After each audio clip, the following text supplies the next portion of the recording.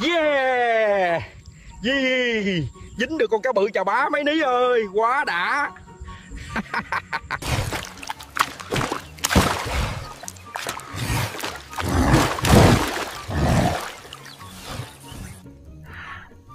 Cá chà bu này làm món gì ngon mấy Ní ơi.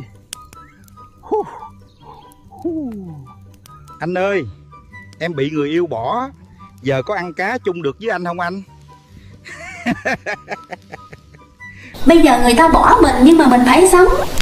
Người ta không thương mình thì mình phải thương mình cưng. Đứa nào hỏi người yêu bỏ vậy? Anh Bigfoot ơi, sao anh đẹp trai vậy? Anh có bí quyết gì không? Cái này là thiên phú rồi em ơi, trời sinh anh ra đẹp trai. Nói anh giống anh Hiếu Chủ nhật gì đó, anh ngại lắm. Anh Bigfoot ơi, nhà anh ở đâu vậy? Em thăm mộ anh lắm. Thăm mộ? Anh chưa có mộ em ơi. Em thăm đỡ mộ Ní bạn của anh nha.